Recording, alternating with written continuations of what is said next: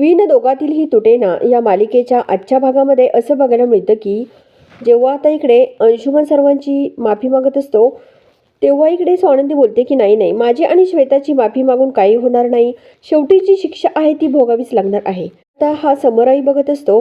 त्यानंतर इकडे मल्लिकाला तर खूप टेन्शन आलेलं असतं. त्यानंतर स्वानंदी बोलते की ह्या घरातील सर्व स्टाफ बरोबर फॉर्म घालायची काही गरज नाही आहे. शेवटी घरातील झाडू मारणं, घरं पुसणं, लादी पुसणं, आरशासारखी अगदी घरं स्वच्छ करणं ही कामं तुला अंशुमन करावी लागणार आहे. असं जेव्हा स्वानंदी बोलते त्यावर आता अंशुमन बोलतो की नाही नाही नाही, मला हे काम जमणार नाही आहे. त्यावर स्वानंदी हसते. स्वानंदी बोलते की अरे अंशुमन, करावं लागणार आहे. ही माणसं जी आहे ना ती तू जो ऑर्डर्स देतो ना ती फॉलो करण्यासाठी नाही आलेली इथे. शेवटी सर्वांची कामे जी आहेत ती करायला इथे आले ते, असं पण इकडे स्वानंदी बोलत असते. शेवटी ते जे काही स्टाफ आहे ना आपले ते सर्वजण तुला शिकवतील असंही स्वानंदी बोलत असते. आता मल्लिका डोक्याला हात लावते. श्वेताही बघत असते. त्यानंतर मल्लिका लगेच बोलते की करेल तो ही सर्व कामं, त्यात काय एवढं अवघड आहे. अरे अंशुमन, ही घरातलीच कामं सांगते ती तुला, असं पण इकडे ही मल्लिका बोलत असते. आता इकडे स्वानंदी जी आहे ती अंशुमनकडे बघते. तेवढ्यामध्ये रोहिणी जी आहे ती लगेच बघत असते. तेव्हा स्वानंदी बोलते की हा रोज अगदी घरामध्ये स्वच्छ साफसफाई करतो की नाही त्याचे व्हिडिओ जे आहेत ना ते रोहिणी तू काढायचे आहेत, असं स्वानंदी रोहिणीला काम सांगते. त्यानंतर इकडे आता ही आदिराई बघत असते. आता स्वानंदी बोलते की रोजच्या रोज मला मोबाईलवरती व्हिडिओ पाठवायचे. त्यावर इकडे समर जो आहे तो अंशुमनला बोलतो की त्यानंतर समर बोलतो की माझ्या ऑफिसमध्ये कितीतरी माणसं येतात, काम करतात, मुलांची शिक्षणं करतात, आईवडिलांचे आजार पण बघतात. अत्यंत घाणेरडं काम जे आहे तू त्या वास्तूमध्ये केलेलं आहे, त्यामुळे पुन्हा कधीच तू त्या वास्तूमध्ये यायचं नाही, असं जेव्हा आता हा समोर बोलत असतो. आता तर मल्लिकाच्या पायाखालची जमीन सरकते. इकडे आजी बघत असतात.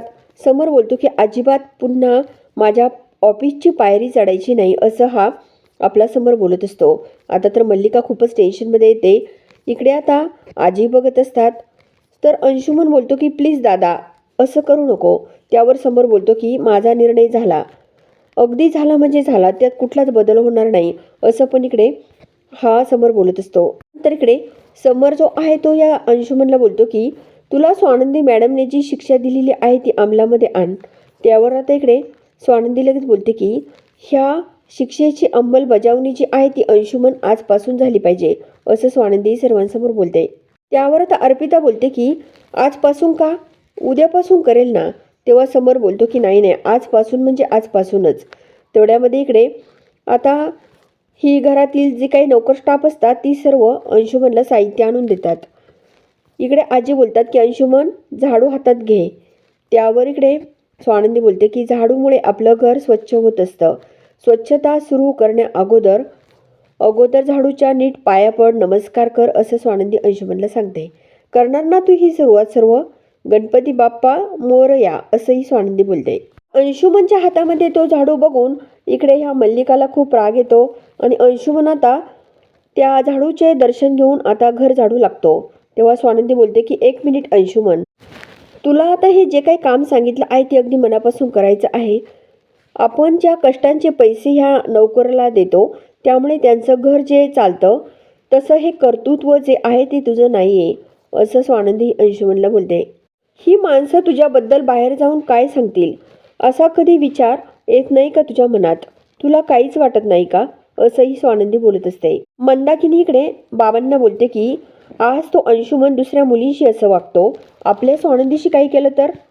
तेव्हा इकडे बाबा बोलतात की अरे रोहन, तुझी आई माझ्या मुलीला ओळखत नाही का, माझी मुलगी खमकी आहे, खमकी अशी घाबरण्यासारखी नाही ती. अंशुमनचं पितळ जे आहे ते नंदूनेच उघडं पाडलं ना, असं जेव्हा बाबा बोलत असतात तेव्हा आता मंदाकिनी बोलते की बरं वाईट जर काही वागलं ना माझ्या स्वानंदीशी मग बघतेस त्याच्याकडे सुद्धा. शेवटी स्वानंदीची खूप काळजी वाटते. बाबा जेव्हा बोलत असतात तेव्हा सुष्मिता जवळ उभी असते. त्यानंतर बाबा बोलतात की कुणाकडून काय अपेक्षा करायची हे सुद्धा कळायला हवं ना, शेवटी तिच्यापासून कोण वाचवणार आहे हे आपल्याला कळावंच लागणार आहे, असं इकडे बाबा बोलत असतात. तेवढ्यामध्ये इकडे मंदाकिनी जी आहे ती बोलते की अहो ह्या सर्व माणसांपासून वाचवण्यासाठी म्हणते मी, असं मंदाकिनी बोलत असते. इकडे समर जो आहे तो या रोहिणीसमोर जातो आणि हात जोडतो आणि बोलतो की माझ्या भावावरच्या प्रेमाची जी काही पट्टी आहे ती बांधून ठेवली होती डोळ्यावर मी, ती खरोखर आज बाजूला झाली. इकडे समर जो आहे तो सर्वांना सांगतो की इथून पुढे तुमच्यावर कधीच अन्याय होणार नाही. तुम्हाला जर काही प्रॉब्लेम असेल तर स्वानंदी मॅडमला सांगा, असं पण इकडे समर बोलत असतो. त्यानंतर इकडे समर आता या आनंद दादाला आणि निकिताला सांगतो की तुम्ही श्वेताला तिच्या घरी पोचवा. आता इकडे श्वेता जी आहे ती ह्या आनंद बरोबर आणि या निकिता बरोबर बाहेर आलेली असते. स्वानंदी सुद्धा बाहेर आलेली असते. स्वानंदी आता ह्या आपल्या श्वेताला बोलते की उद्यापासून मन लावून काम कर ऑफिसमध्ये. त्यानंतर स्वानंदी श्वेताला मिठी मारते. आता निकितालाही मिठी मारते. त्यावर इकडे आनंद बघत असतो. त्यानंतर इकडे ही निकिता लगेच बोलते की 3 बायका आणि फजिती ऐका अशी म्हण आहे. तेव्हा समर जो आहे तो बोलतो की ह्या 3 बायकांच्या पाठीमागे हा पुरुष अगदी खंबीरपणे उभा होता, असं पण इकडे हा आपला आनंद बोलत असतो. तेवढ्यामध्ये समर तिथे येतो. समर या आपल्या स्वानंदीला थँक्यू असं बोलतो. स्वानंदी थँक्यूचं कारण विचारते. त्यावर समर बोलतो की आज खरोखर तुमच्यामुळे मी माझ्या भावाच्या विश्वासाला सामोरं गेलो, असं पण इकडे समोर बोलत असतो. स्वानंदीची आई ती बघत असते. स्वानंदीसुद्धा आता राजवाड्यांची रिअली सॉरी असं बोलते.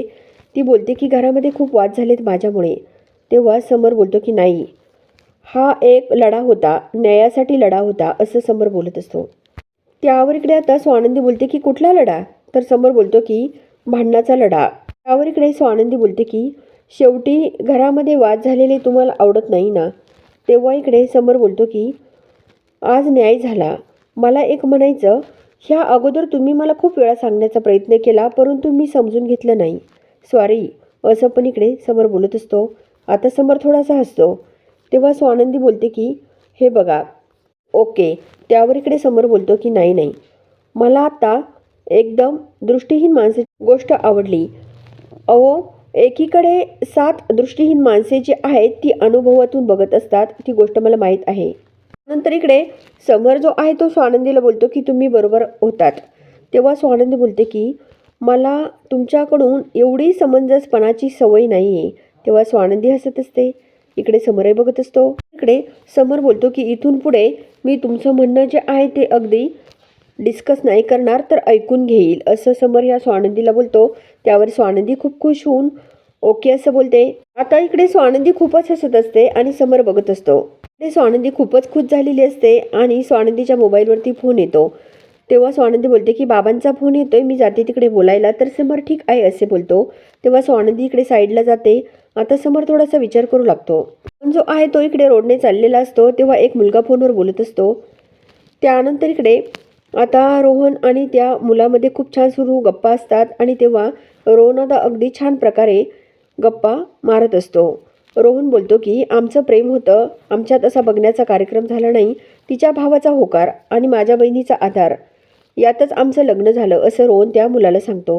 तेव्हा इकडे तो मुलगा बोलतो की आई शपथ एकदम लकी आहे तुम्ही.